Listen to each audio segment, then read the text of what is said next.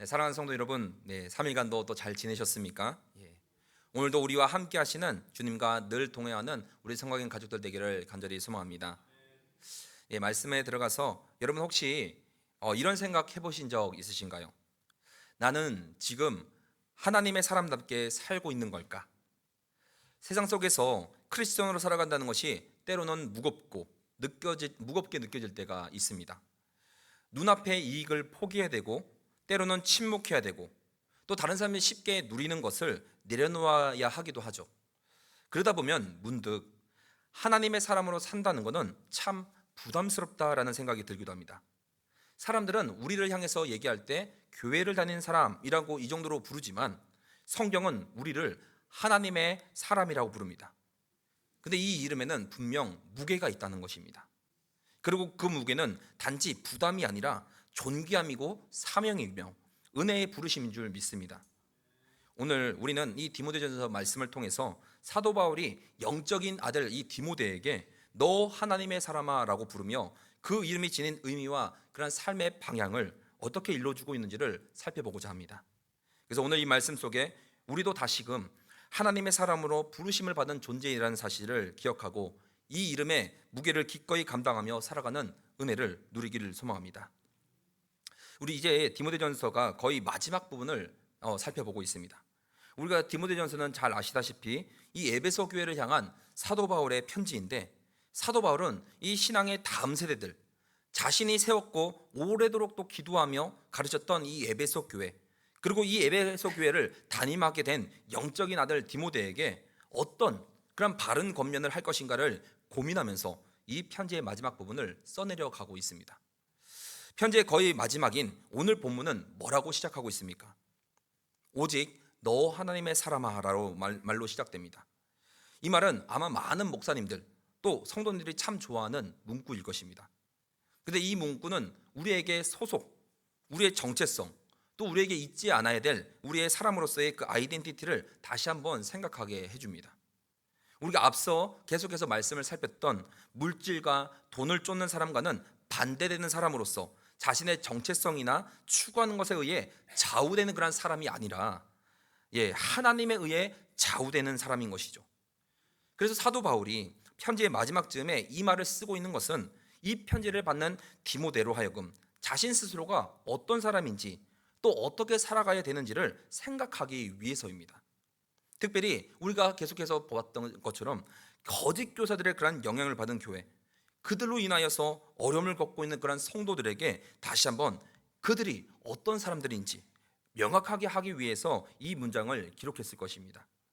그래서 바울은 오직 하나님의 사람은 바르고 온전한 길로 성도와 그 교회를 이끌어 가야 된다는 사실에 대해서 이야기합니다. 하나님의 사람인 너희가 어떻게 살아가야 되는가? 너희가 무엇을 추구하며 살아야 되는가? 이것에 대한 말씀을 가르치는 것이 오늘 본문의 권면입니다. 우리 11절 12절 말씀을 다시 한번 같이 읽어보겠습니다. 시작. 오직 너 하나님의 사람아 이것들을 피하고 의와 경건과 믿음과 사랑과 인내와 온유를 따르며 믿음의 선한 싸움을 싸우라. 영생을 취하라. 이를 위하여 내가 부르심을 받았고 많은 증인 앞에서 선한 증언을 하였도다. 하나님의 사람이라고 부르고 있는 이 호칭은 성경에 한 총 68번이나 나오는데, 이 구약 성경과 신약 성경이 명확하게 이것을 구분하고 있습니다. 우리 구약에서 하나님의 사람이라고 지칭할 때는 그것은 어떠한 특별한 사람을 지칭합니다.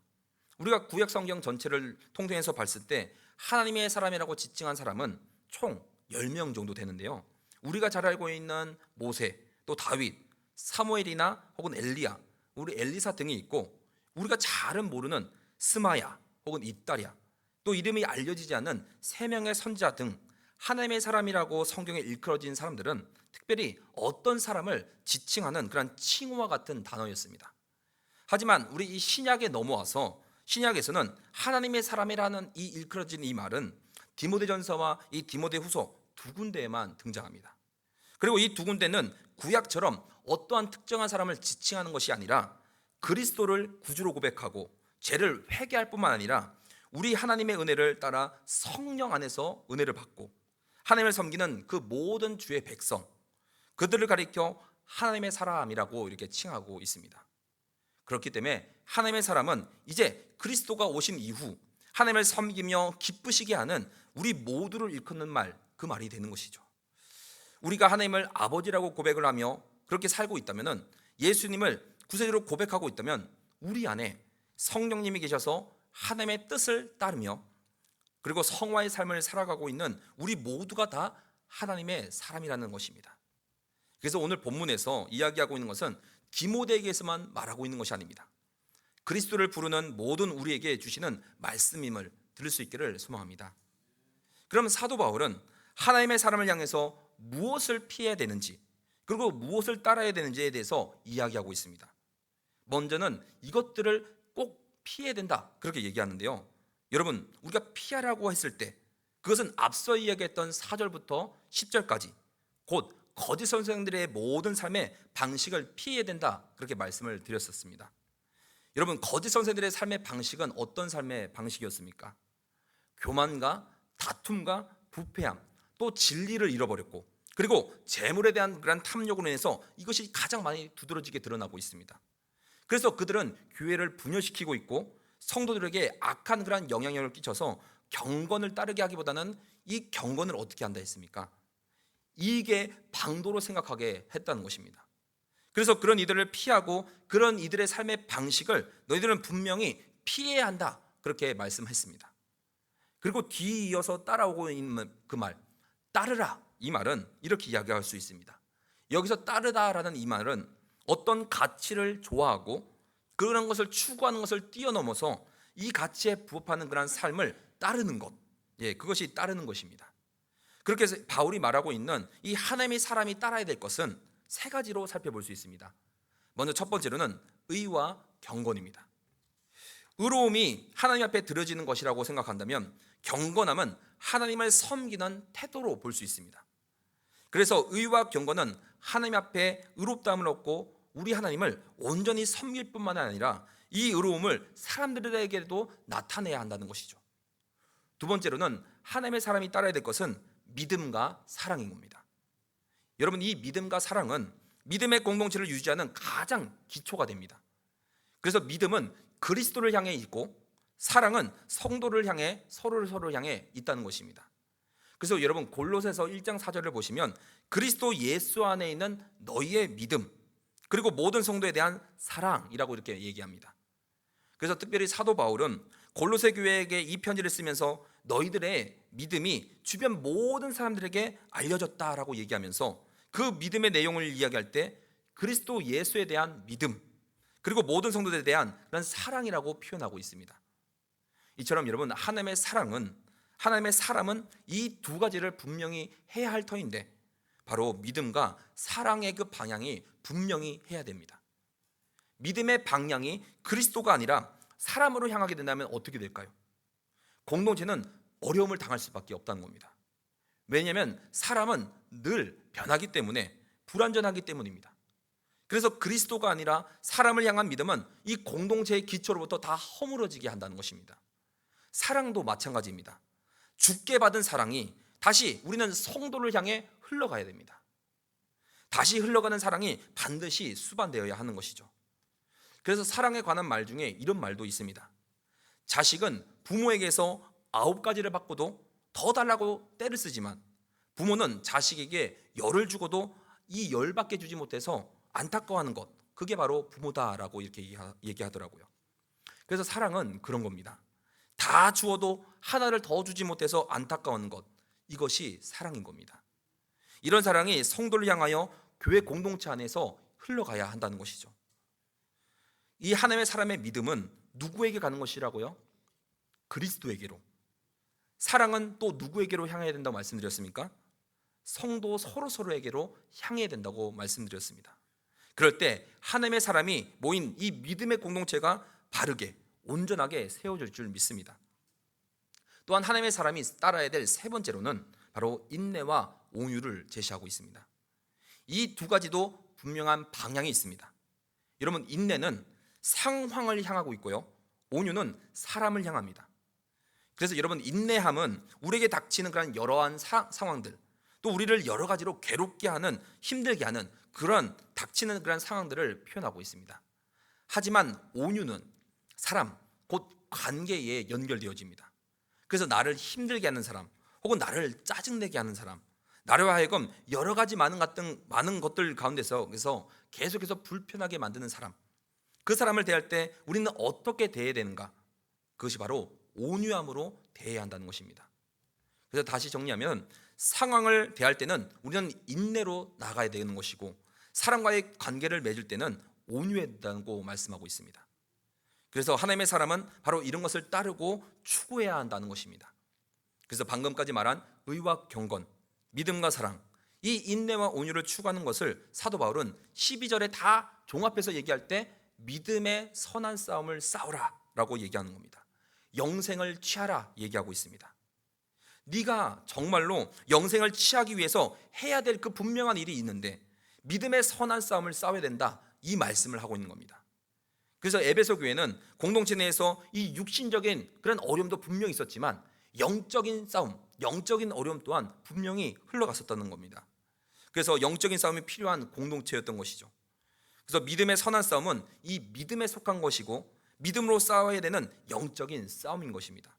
그래서 이 편지를 읽은 디모데는 에베소 교회 그 성도를 향해서 서로를 비난하고 정죄하며 이 공동체를 어지럽게 할 것이 아니라 교회와 성도들을 혼란케 하는 이 거짓 교사들을 영적인 믿음으로 싸우라 이렇게 얘기하고 주문하고 있는 것입니다. 왜냐하면 싸우지 않으면 변혁하지 못하고 오히려 그들에게 물들어갈 수밖에 없기 때문인 겁니다. 아무 생각 없이 그냥 상황이 주어지는 대로 덥석덥석 물거나 덥석덥석 따라가서는 안 된다는 것이죠. 위험하고 귀찮으니까 피해서도 안 되고 이익이 되지 않는다고 버려서도 안 된다는 겁니다. 우리들의 선택과 우리들의 도피, 그 모든 것들은 말씀을 기초로 해서 비록 위험할지라도 우리는 어떤 경우에 있어서는 선택을 해야 되는 것이고, 비록 유익이 될지라도 어떤 경우에는 기꺼이 이것을 버릴 수 있어야 한다는 것입니다. 그게 바로 우리가 감당해야 될 영적인 싸움인 것입니다. 이러한 영적인 싸움이 지속되면서 계속해서 우리 안에 지속적인 고민과 지속적인 그런 인내 또는 온유함, 이것이 계속적으로 우리에게 요구되어지는 것입니다.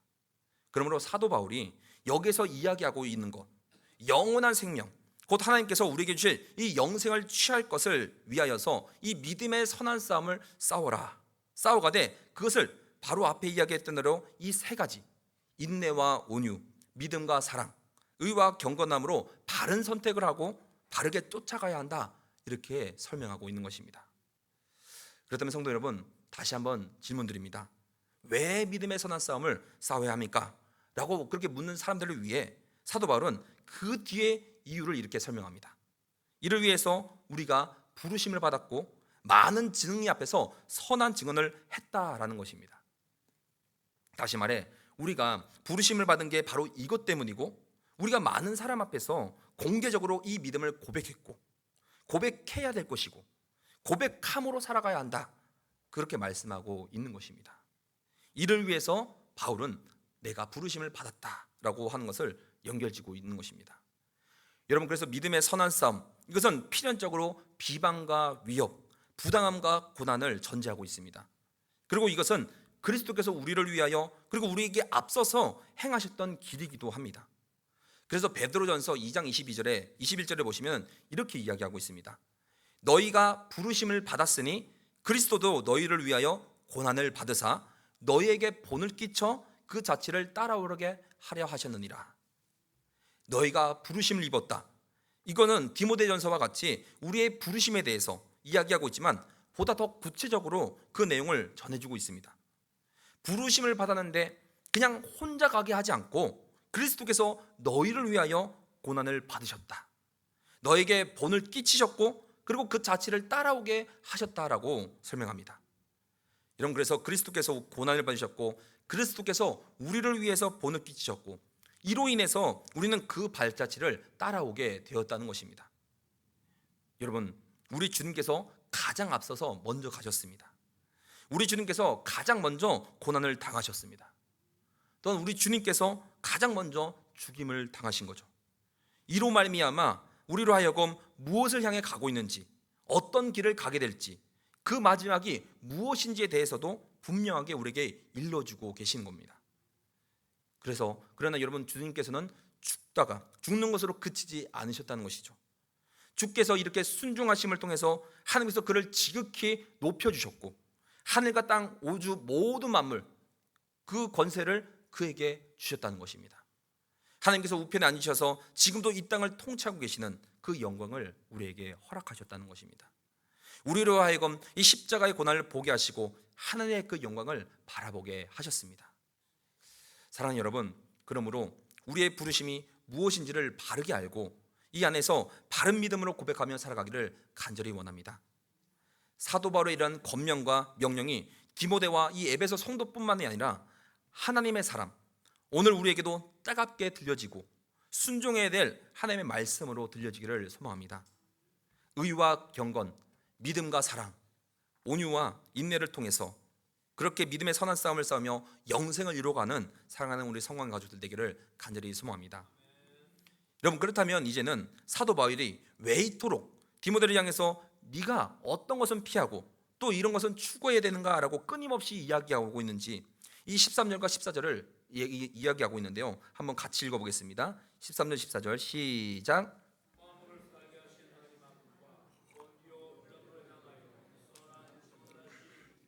예수 앞에서 내가 너를 명하노니 우리 주 예수 그리스도께서 나타나실 때까지 흠도 없고 책망받을 것도 없이 이 명령을 지키라. 아멘. 바울이 이 디모데와 이 에베소를 향한 이런 명령은 엄중한 것이었습니다. 그래서 가벼이 건네는 그런 권면의 수준이 아니라 명령인 겁니다. 그래서 바울은 최고의 존엄을 그렇게 언급하며 하나님과 그리스도 예수 앞에서 이 명령을 내리는 것이다 라고 설명합니다. 그래서 방금까지 나눈 이 모든 내용들이 그저 그냥 덕담이나 권면을 뛰어넘어서서 이제는 이 디모데와 에베소 교회 성도를 향하여 사활을 걸어야 될 막중한 사안이라는 것을 말씀하고 있습니다. 인간이 사용할 수 있는 명령의 권위는 제한적입니다. 그러나 사도 바울이 지금 내리고 있는 이런 명령들, 이것은 모든 생명을 주시는 하나님의 명령이며 이분의 명령을 내가 지금 선포하는 것이다 라고 자신의 명령이 가진 권위를 명확하게 말씀하고 있습니다.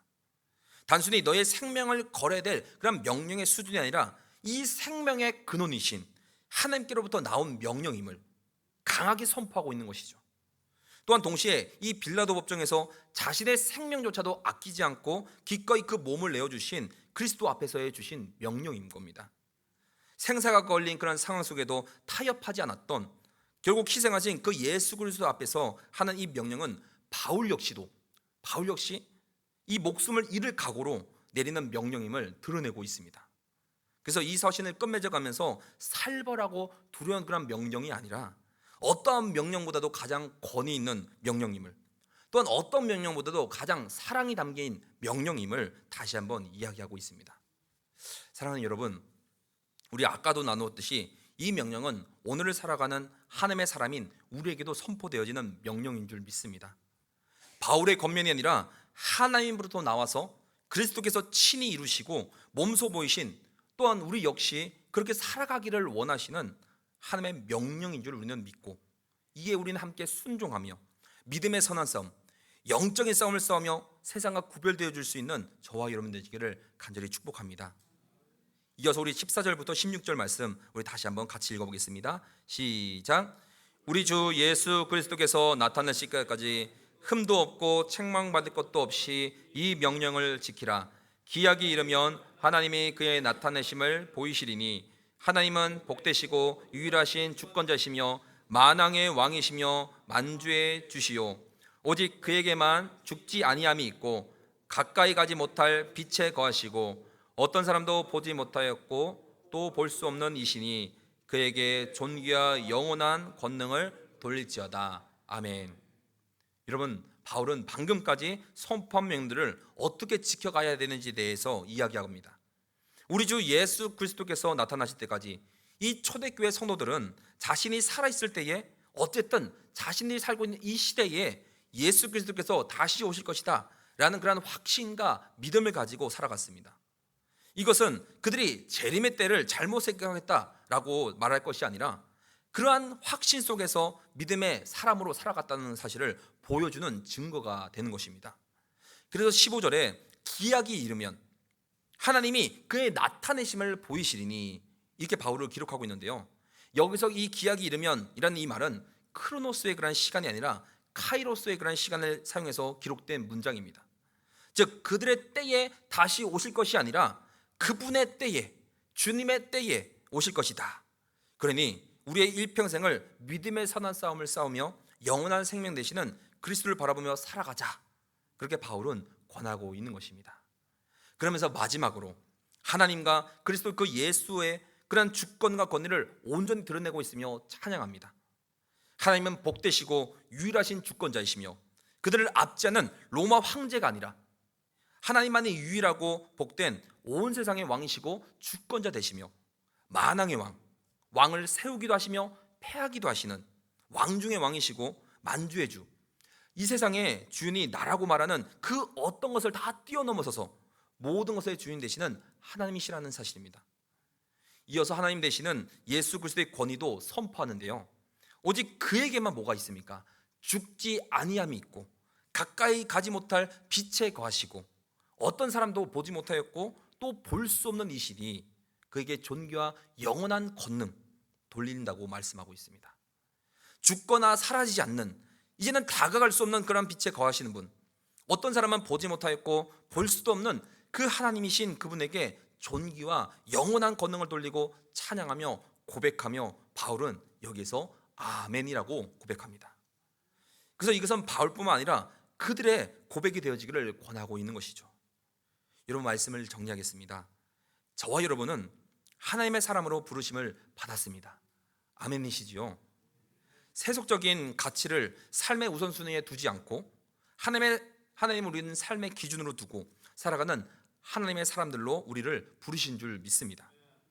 그래서 우리는 이 세상의 유혹과 거짓 교훈에 흔들리지 않고 하나님의 말씀에 근거한 그런 신앙을 지켜나가야 될 줄 믿습니다. 우리의 삶에서는 의와 경건을 추구하고 믿음과 사랑으로 서로를 세워가야 될 것이고 인내와 온유로 하나님의 뜻을 이뤄가야 될 줄 믿습니다. 또 우리가 부름받은 그 하나님의 목적은 이 땅에서 건강과 행복과 부귀 영화를 위함이 아니라 영생을 얻기 위함인 것입니다. 그렇게 우리의 싸움은 세상과 타협하거나 자신을 따르지 말고 믿음의 선한 싸움을 싸워가야 될 줄 믿습니다. 주권자 되시며 왕 중의 왕이 되시며 모든 것의 주인 되시는 하나님과 또 영원히 죽지 않으시고 다시 오실 주님, 그 주님의 재림을 바라보며 우리의 삶 속에서 그런 주님의 영광을 드러내는 참된 주님의 사람으로 세워져 가길 간절히 원합니다. 사랑하는 성도 여러분, 우리는 하나님의 사람이라고 불리는 이름을 가진 존재들입니다. 그 이름은 단지 신분이 아니라 무게 있는 부르심이며 이 무게는 매일의 삶 속에서 주님을 따라 걷는 순종의 발걸음으로 드러내야 될 줄 믿습니다. 이 이름의 무게를 기꺼이 함께 감당하며 세상 속에서도 구별된 빛으로 살아가는 여러분 되시기를 간절히 축복합니다.